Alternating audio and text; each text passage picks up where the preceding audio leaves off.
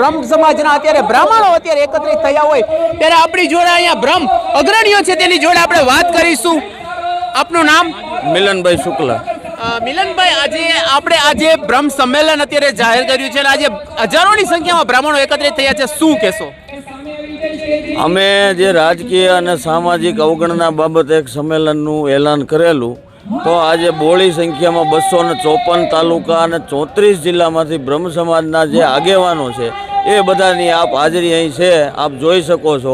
અને આગામી સમયમાં ટૂંક સમયમાં જ અમે બીજું ઉત્તર ગુજરાતના સંમેલનની પણ જાહેરાત કરવાના છે।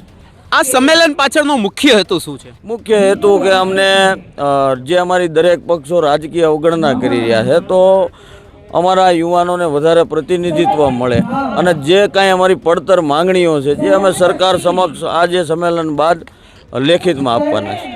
જેમ કે આપણી જે માંગણીઓ છે તે કઈ પ્રકારની છે અને આગામી આપના શું કાર્યક્રમ રહેશે? અમારી માંગણી આમ તો બધી વ્યાજબી છે। કર્મકાંડી બ્રાહ્મણોને કર્મકાંડ વ્યવસાય ગણવો, દેવસ્થાનોમાં જે ટ્રસ્ટો છે એને અને જે ઘર્ષણ થાય છે પૂજારીઓને એનું નિવારણ લાવવું, આવી બધી અમારી EWSને લગતી આવી બધી જે માંગણીઓ છે એ બિલકુલ વ્યાજબી છે અને અમને આશા છે કે સરકાર તરત જ અમારી માંગણી મંજૂર કરશે। આજે અહીંયા મુખ્ય મહેમાનમાં કોણ કોણ આવેલું છે?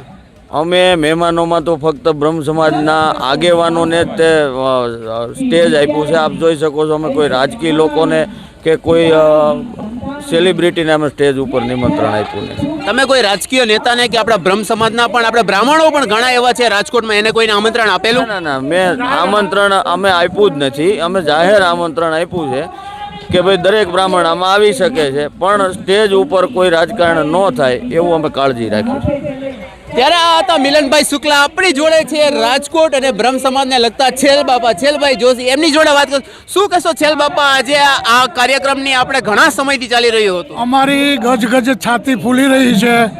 સારાએ સૌરાષ્ટ્ર ગુજરાતના તમામ જિલ્લાઓમાંથી ભાઈઓ બહેનો હજારોની સંખ્યામાં પધાર્યા છે અને પધાર્યા છે એટલે અમને હવે વિશ્વાસ છે કે અમારો જે સંગઠનનો ધ્યેય છે એ ધ્યેય ફળીભૂત થશે। જય સોમનાથ।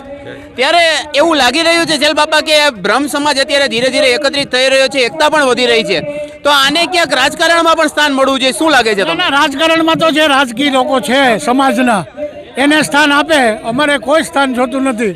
અમારા જે બ્રહ્મ સમાજના આગેવાનો જે છે તમામ પક્ષોમાં, એ પક્ષો એને હોદ્દા આપે, ટિકિટો આપે, નગરપાલિકા મહાનગરપાલિકા, આ જ અમારી ઈચ્છા છે। અમારે બીજું કાંઈ, અમારે કોઈ કાંઈ વસ્તુ જોતી નથી।